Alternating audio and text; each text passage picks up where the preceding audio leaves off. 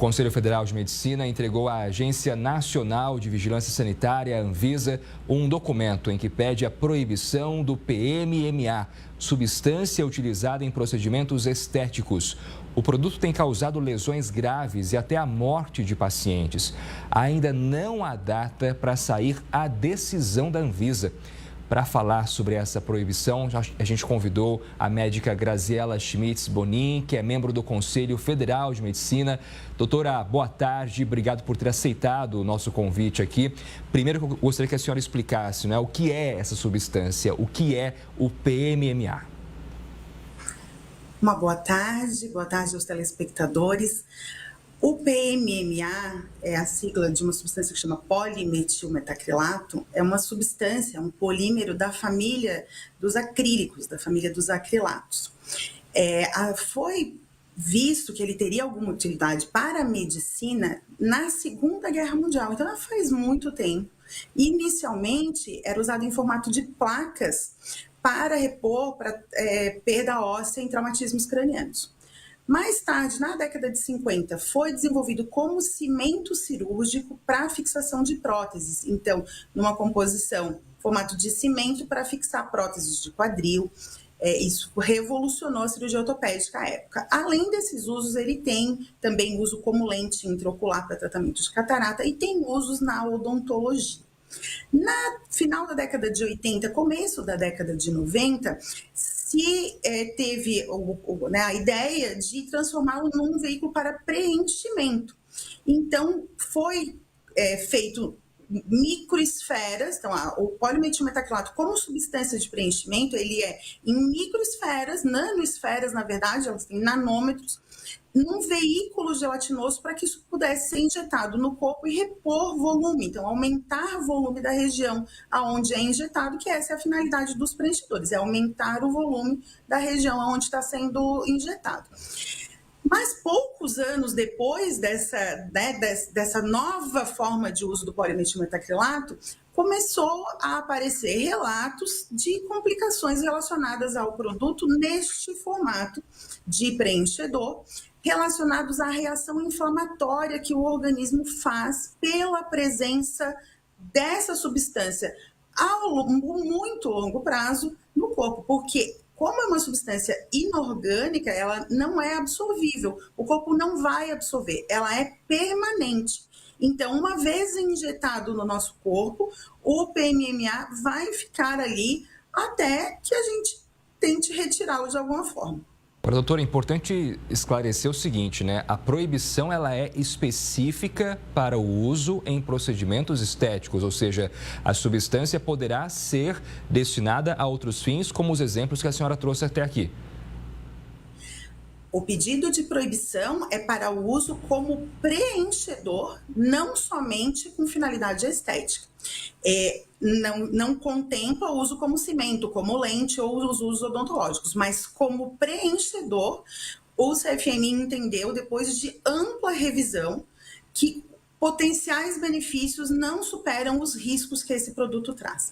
Porque é importante ressaltar que, com finalidade estética, esse produto já tem recomendação contrária.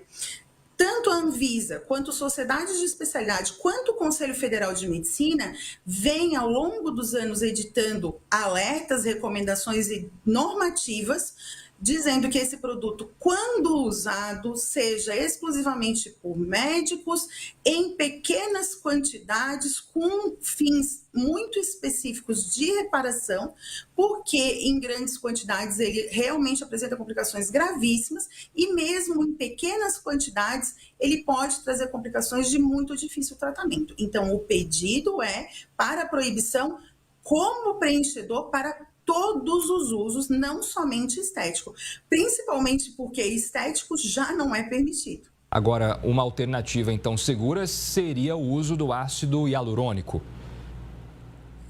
Como substância de preenchimento, existem várias substâncias, o ácido hialurônico é um dos exemplos, mas existe também, por exemplo, o ácido polilático, a hidroxiapatita de cálcio, e para maiores volumes, quando se pensa em reposição volumétrica ou até com finalidade estética corporal, é o enxerto de gordura autóloga, que é a colocação, a lipoenxertia, a colocação de gordura do próprio paciente para aumentar o volume aonde há necessidade. Agora, imagina que o documento, esse pedido à Anvisa, esteja baseado em, de fato, situações que ocorreram, situações graves que ocorreram com pacientes, embasado nisso, para que a Anvisa consiga chegar a uma conclusão se, de fato, proíbe ou não o uso da substância para essa finalidade. O documento ele é bastante extenso, onde foi feito uma revisão de todos os pronunciamentos de sociedades e especialidades da própria Anvisa, revisão da literatura médica, porque é importante ressaltar que preenchedores permanentes, porque o PMMA não foi o primeiro preenchedor permanente que existiu, mas preenchedores permanentes, eles vêm sendo banidos no mundo inteiro há algum tempo devido às suas complicações a longo prazo. Então, muitos países do mundo já não utilizam em nenhuma forma. Então, essa questão das regulamentações internacionais também foi levada à Anvisa, levantamento das complicações, baseado em literatura, baseado em relatos também de autores brasileiros, mas é importante ressaltar que essa substância já, pelo menos há uma década, ela quase não é usada no mundo. Então, boa parte da literatura científica a respeito, tanto do tratamento de complicações e dos riscos, ela é brasileira, porque são médicos brasileiros que atendem essas complicações, que tratam essas pacientes que... O tratamento é muito importante ressaltar, não é fácil retirar a PMMA, ele fica entremeado nos tecidos saudáveis. Portanto, a retirada do material, quando é necessária, ela implica em retirar tecidos saudáveis da pessoa. Então, são tratamentos extremamente mutilantes que os médicos que fazem esses procedimentos acabam relatando as suas sequências de casos, a sua casuística, e em periódicos, inclusive internacionais, para alertar sobre os riscos tão graves desse produto. Então, foi feita uma ampla revisão de literatura. Aqui no Conselho de Medicina, é comum nós precisarmos julgar médicos por uso dessa substância que causa danos e mutilações irreversíveis aos pacientes, mas esses casos são protegidos por sigilo, eles não estão ali, só está casuística e literatura e também os pronunciamentos das sociedades, porque é muito importante nós entendermos que o Conselho Federal de Medicina emitiu o seu primeiro alerta sobre os riscos do PMMA no ano de 2006. Nós estamos em 2025. Então, o CFM e as sociedades de especialidade vêm, não é há anos, há décadas, tentando restringir o uso e alertar sobre os riscos. Mas isso não vem surtindo o efeito desejado, porque tem se percebido que ao invés de diminuir o uso dessa substância, ele vem aumentando e um agravante, ele vem sendo usado também por não médicos, onde além de questões relacionadas ao próprio produto, a gente acaba tendo questões relacionadas à imperícia do profissional que está aplicando, e aí causa mortes, causa complicações maiores ainda.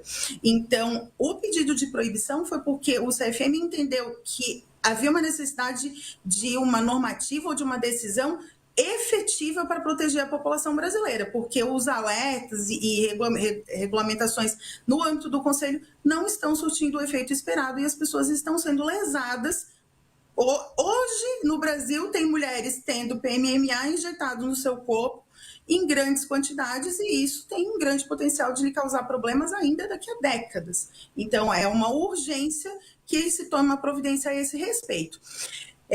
Existe uma consideração sobre o Ministério da Saúde, ele tem um protocolo de tratamento dos pacientes com HIV que usam medicações antirretrovirais mais antigas que causam uma atrofia na região da face, que existe um protocolo do Ministério da Saúde que utiliza essa substância.